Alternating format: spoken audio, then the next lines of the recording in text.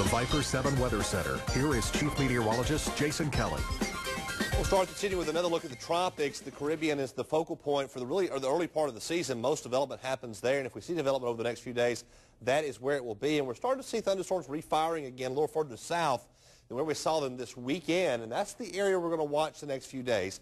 The computer model has been flipping back and forth on whether we see development, although the European model, which is one of the better tropical models, has really been stubborn about seeing development down here in the southern and southwestern Caribbean and then pulling it off to the north. So something we'll watch.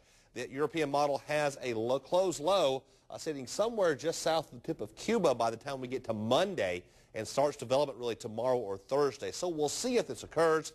Again, still no consensus here and no real cause for concern. Something to just watch out for as we head towards the weekend. Outside right now, beautiful sky.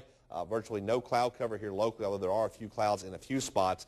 86 outside right now, feels like 89 with a dew point of 66 and a west wind at 12 miles an hour. The temperatures, again, north of I-10 in the 90s, south of I-10 in the 80s, except Evergreen and Albany at 89 right now, but they were in the 90s last hour. Still 93 Tallahassee, 92 in Dothan and Crestview, 90 in Mariana, and 86 right now in Apalachicola. The southeast is warm. Lots of 80s and 90s across the board here. Not a whole lot of rain anywhere in the southeast either today. 87 in Memphis and Huntsville, 85 Knoxville, 82 Raleigh, 89 in Jackson, 90 in Shreveport, and 93 over in Dallas. The big picture, active weather across the Central Plains. You can tell where that front lies and where the active weather is.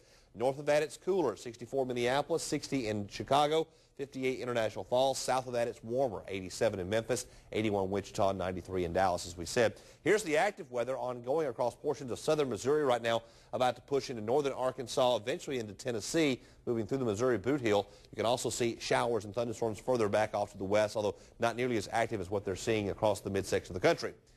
For us, though, things are quiet. There's not a whole lot going on. This ridge of high pressure is becoming stronger, and so that will do two things. Number one, it will keep our skies mostly clear. Number two, it will heat things up tomorrow. The big weather story is the heat tomorrow.